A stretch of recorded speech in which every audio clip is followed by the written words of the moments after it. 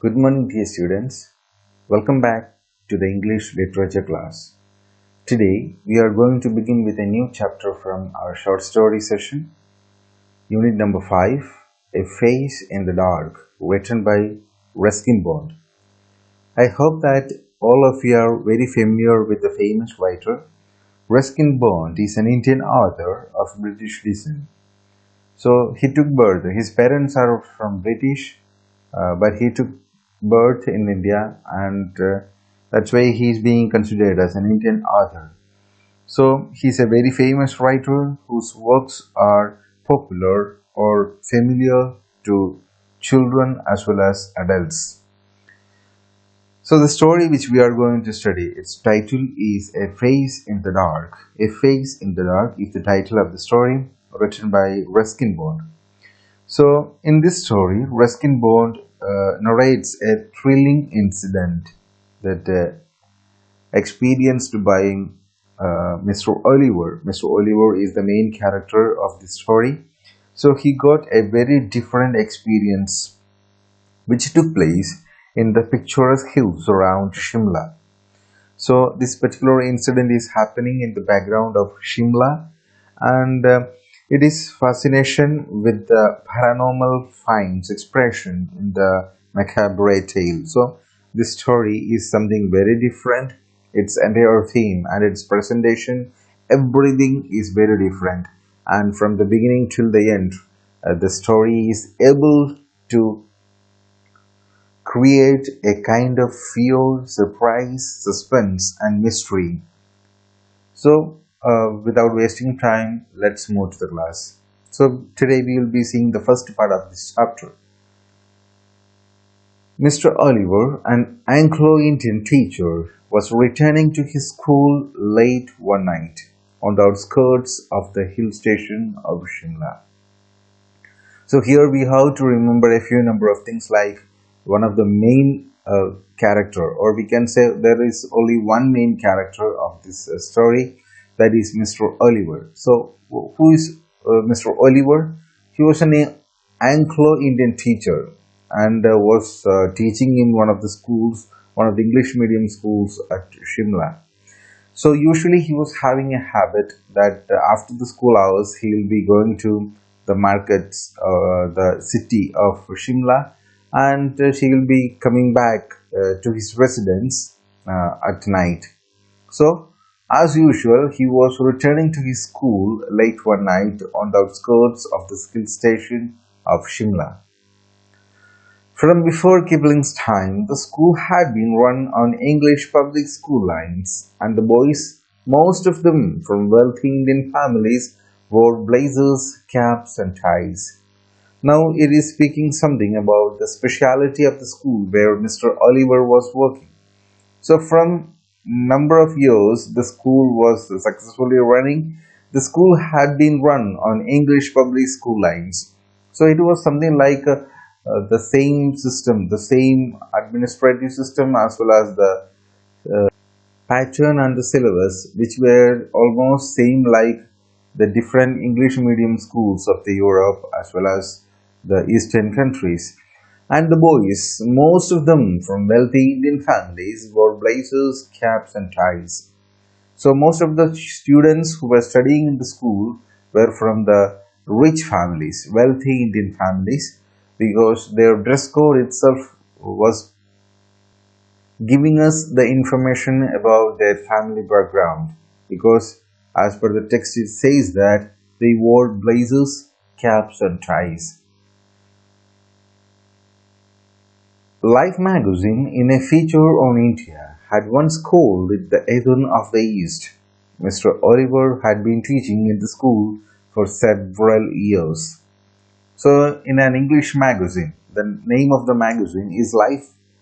In the Life magazine, in a feature on India, so in one of the editions of the magazine, they have written a feature about India. So in that feature, they have mentioned about the school, and they have called the school Eden of the East. Eden of the East means Eden is a famous brand school who were having a chain of schools, different branches. So They have called this particular school where Mr. Oliver was teaching, they have called this school as the Atrium of the East. Okay, so in the Eastern country, a school which follows the same culture, custom, methods, and syllabus of the Asian schools. Mr. Oliver had been teaching in the school for several years. So from number of years, Mr. Oliver was working as a teacher there in the school. The Shimla Bazaar, with its cinemas and restaurants, was about 3 miles from the school, and Mr. Oliver, a bachelor, usually strolled into the town in the evening, returning after dark, when he would take a shortcut through the pine forest. Here you can see an unfamiliar word, that is stroll. Stroll means walk in a slow or relaxed manner. Means walking very slowly. So the Shimla Bazaar. Bazaar means, as you know, it's a market. So Shimla Bazaar, with its cinemas and restaurants, was about 3 miles from the school. 3 miles means near about 5 to 6 kilometers away from the school. So Shimla Bazaar was almost 5 to 6 kilometers away from the school, and Mr. Oliver, a bachelor. So Oliver was not a married man; he was a bachelor. Usually strolled in the town in the evening. So he will just go for an evening walk, like. So after the school hours, he will be going to the town, something like just a relaxing walk, returning after dark. So he'll go to the market or to the town in the afternoon, and he'll be returning to his residence only after dark, when he would take a shortcut through the pine forest. So on his way back to his residence, he was usually coming to his residence by following a shortcut, and the speciality of this shortcut was going through a pine forest. When there was a strong wind, the pine trees made sad, rare sounds that kept most people to the main road. But Mr. Oliver was not a nervous or imaginative person.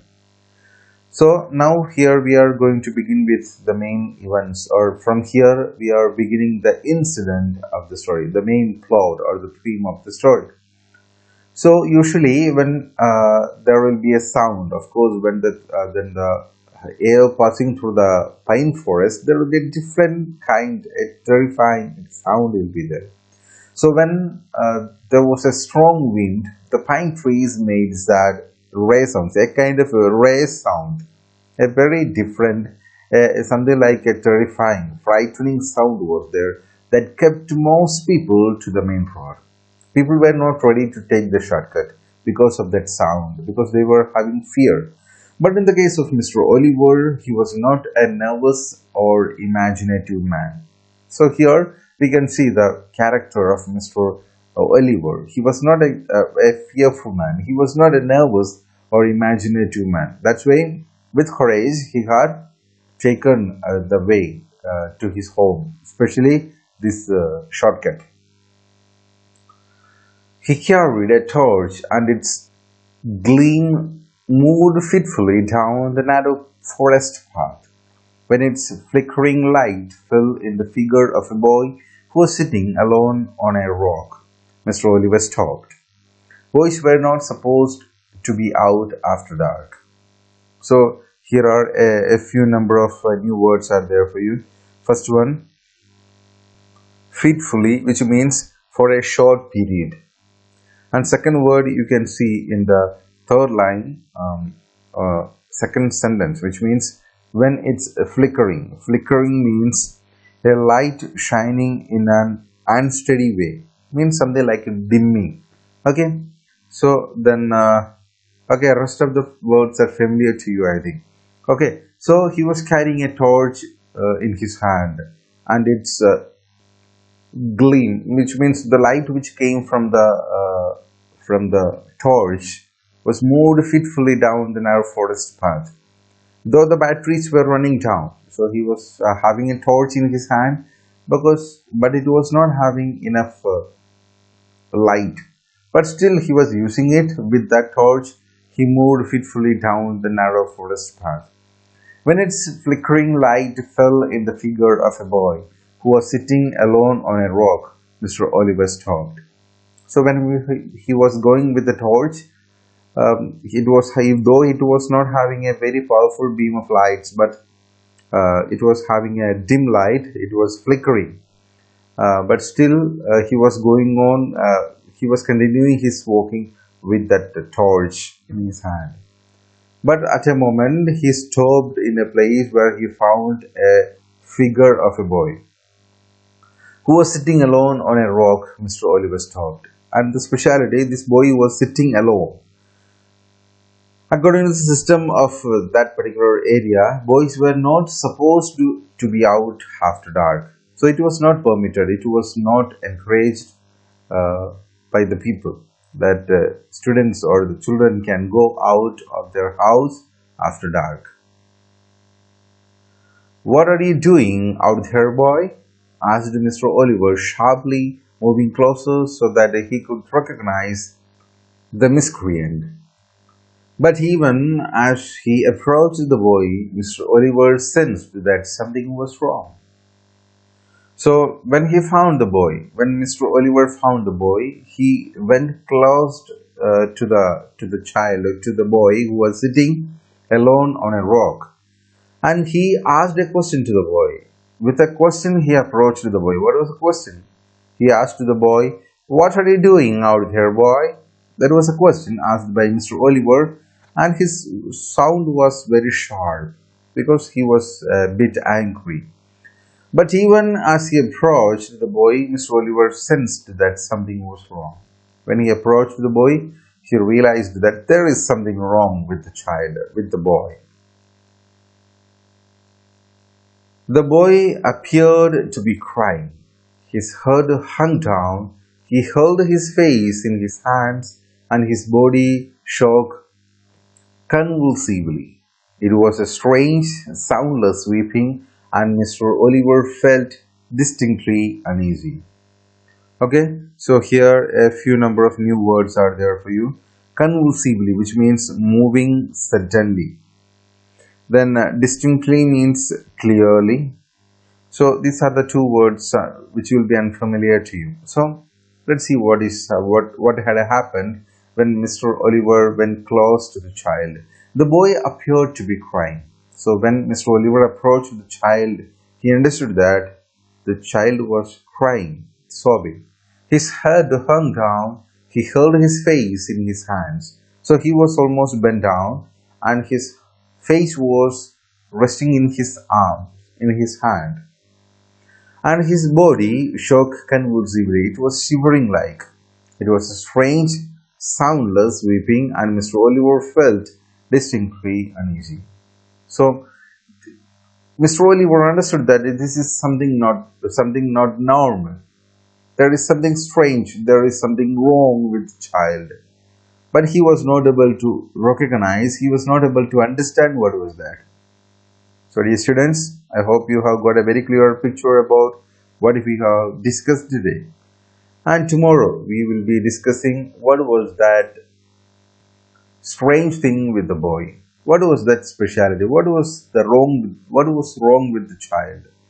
So still we meet in the next class. I would like to sign off. Thank you.